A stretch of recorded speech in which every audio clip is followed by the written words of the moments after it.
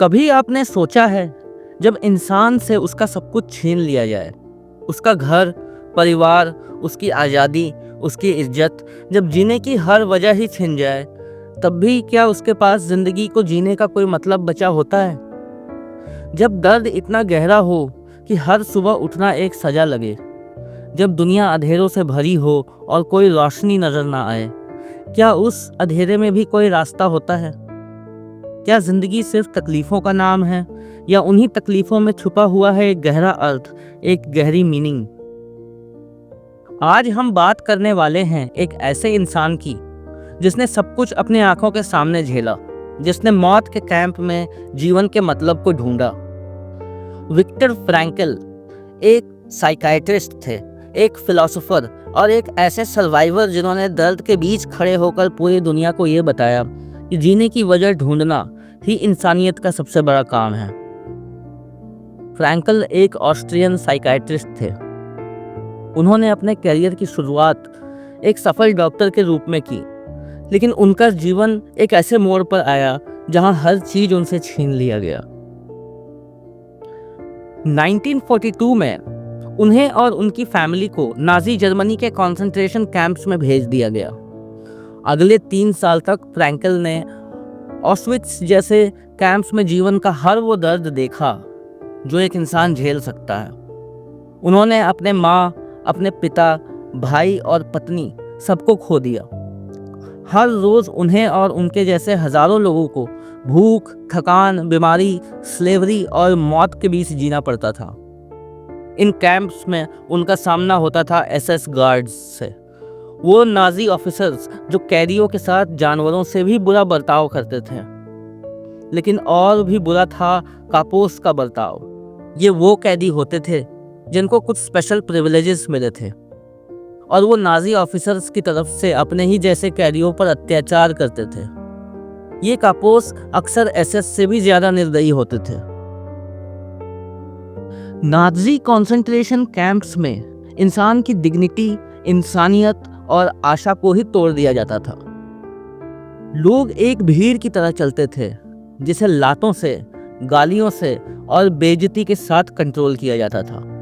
हर चीज छीन ली जाती थी, कपड़े, घर, परिवार और जीने का अधिकार तक। इस नरक जैसे अनुभव में भी फ्रैंकल ने एक सोच पैदा की कि शायद इस दर्द के पीछे भी कोई मतलब हो सकता है।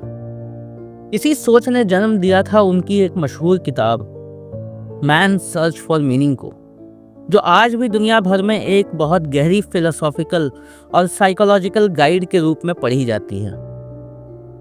जिंदगी का मतलब है जिंदगी को एक मतलब देना। ये एक सिंपल सी बात लगती है, लेकिन जब हम इसे गहराई से समझने की कोशिश करते हैं तो पता चलता है कि इसके पीछे एक पूरी फिलॉसफी छुपी हुई है। विक्टर फ्रैंकल लिखते हैं, there is always meaning in suffering. इसका मतलब है कि अगर हम अपने दुख भरी हालत के पीछे के मीनिंग को समझ पाएं तो हम उन कंडीशन से भी लड़ सकते हैं जो इंसान को तोड़ देती हैं। फ्रैंकल के हिसाब से लोगों को ड्राइव करने वाली चीज़ ना पैसा होती है, ना पावर, ना सक्सेस। सबसे बड़ी चीज़ है मीनिंग। एक ऐसी चीज़ जिसके लिए वो जी सके, या अगर ज़रूरत हो तो मर भी सके। आज की दुनिया में, खास करके डेवलप्ड और अर्बन एरियाज में, लोग अक्सर ये सवाल पूछते हैं, मेरी ज़िंदगी का मतलब क्या है? बहुत लोग एक मीनिंगलेस जॉब में फंस गए हैं, सिर्फ पैसा कमाने के लिए, ताकि वो चीज़ें खरीद सकें जो उन्हें क्षणिक खुशी देती हैं। लेकिन अंदर ही अंदर वो अकेले हैं, कंफ्यूज्ड हैं और जीवन में पर्पस की कमी महसूस करते हैं। फ्रैंकल इस कंडीशन को कहते हैं एग्जिस्टेंशियल वैक्यूम। जब जिंदगी में कोई मीनिंग नहीं बचा होता, तब लोग डिप्रेशन, एंजाइटी और कभी-कभी सुसाइड जैसे रास्ते अपना लेते हैं। फ्रैंकल ने कैंप्स में देखा कि 2 तरह के लोग थे, एक जो हार चुके थे और दूसरे जो अब भी किसी पर्पस के साथ जी रहे थे। पहला ग्रुप जल्दी बीमार होता था और अक्सर उनका अंत हो जाता था, और दूसरा ग्रुप सरवाइव करने के चांसेस ज़्यादा रखता था, सिर्फ इसलिए क्योंकि उनके पास जीने का एक मतलब था। फ्रैंकल खुद भी एक डॉक्टर थे और उन्होंने अपना पर्पस पाया, बीमार कैदियों की सेवा करना। एक दिन उन्हें कैंप से भागने का भी मौका मिला, लेकिन उन्होंने मना कर दिया, क्योंकि उनके लिए अपने पेशेंट्स के साथ रहना और उनका ख्याल रखना उनकी सबसे बड़ी जिम्मेदारी थी। उनका कहना था, there is nothing any more to expect from life.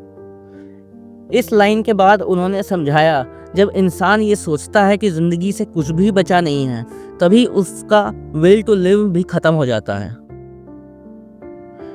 लेकिन फ्रैंकल कहते हैं कि हर इंसान के पास एक स्पिरिचुअल फ्रीडम होती है, एक आज़ादी जो कोई भी नहीं छीन सकता, और वो है अपने एटीट्यूड को चुनने की आज़ादी।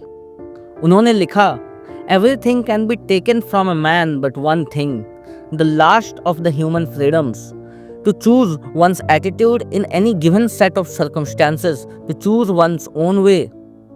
इसका मतलब ये है कि चाहे हालत कितनी भी खराब हो, इंसान के पास हमेशा एक चॉइस होता ही है।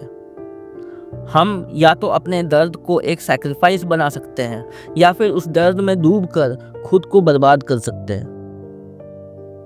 फ्रैंकल कहते हैं, The way in which a man accepts his fate and all the suffering it entails gives him ample opportunity to add a deeper meaning to his life। जब हम हर सुबह सिर्फ इसलिए उठते हैं कि हमें काम पर जाना है, पैसे कमाने हैं और उन पैसे से कुछ चीज़ें खरीदनी है जो कुछ टाइम के लिए हमें डिस्ट्रैक्ट करेंगी, तो हम एक एम्प्टी लाइफ जी रहे होते हैं। हमें लगता है कि हमारे पास कोई चॉइस नहीं है, लेकिन सच तो ये है कि हर इंसान के पास हमेशा एक रास्ता होता है, एक मीनिंग ढूंढने का। ये मीनिंग कैसे मिलता है? फ्रैंकल कहते हैं कि जिंदगी का मतलब किसी एक यूनिवर्सल फॉर्मूला से नहीं मिलता। हर इंसान के लिए हर पल में और हर परिस्थिति में अलग मीनिंग हो सकता है। जैसे शतरंज के खेल में बेस्ट चाल बोर्ड की करंट पोजीशन पर डिपेंड करता है, वैसे ही लाइफ में बेस्ट डिसीजन या बेस्ट पर्पस हर मोमेंट पर अलग हो सकता है। इसलिए मीनिंग हमें बनानी नहीं पड़ती, उसे ढूंढना पड़ता है। फ्रैंकल कहते हैं कि मीनिंग के 3 तरीकों से ढूंढा जा सकता है। पहला तरीका तो है कुछ क्रिएट करके या कुछ काम करके।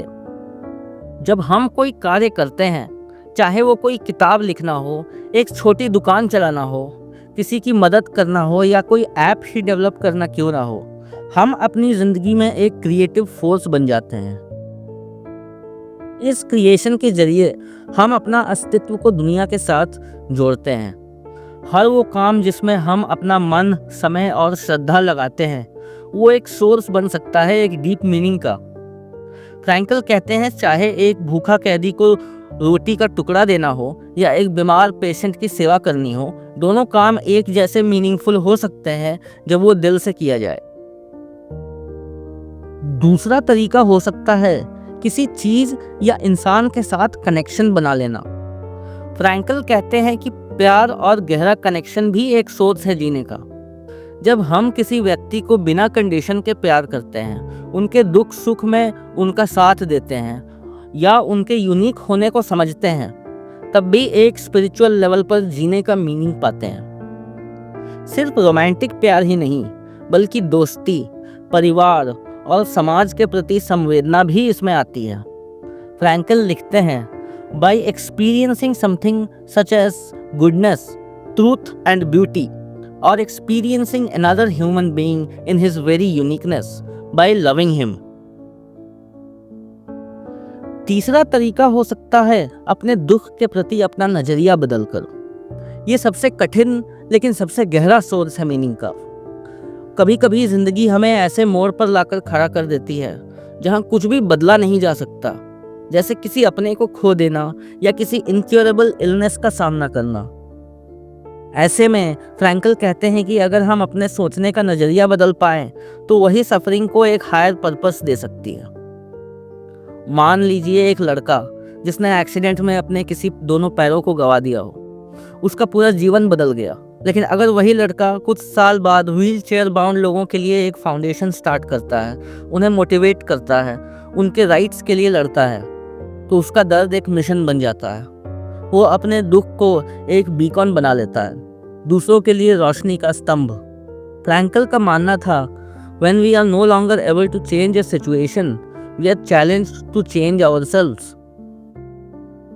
ये तीन रास्ते, क्रिएशन, कनेक्शन और सफरिंग का ट्रांसफॉर्मेशन, हमें जीने के असली रीजंस दिखाते हैं। जब हम किसी भी एक रास्ते पर चलने लगते हैं तो हमारा जीवन एक दिशा पाता है।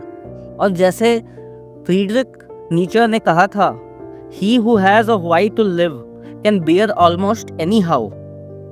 मतलब जिसके पास जीने की एक वजह होती है वो किसी भी मुश्किल को झेल सकता है।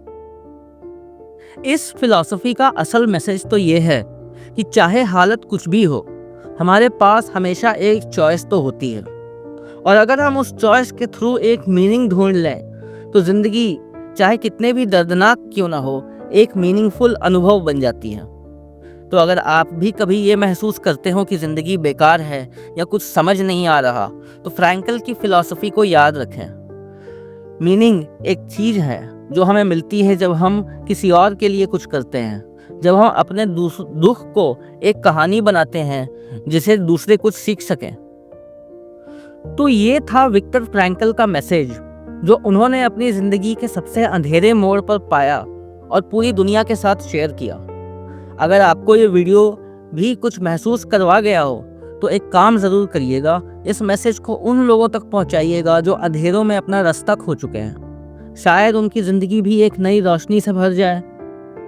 हमारे चैनल पर हम इसी तरह की सोच, फिलॉसफी और ज़िंदगी को समझने वाले टॉपिक्स पर गहरी बातें करते हैं।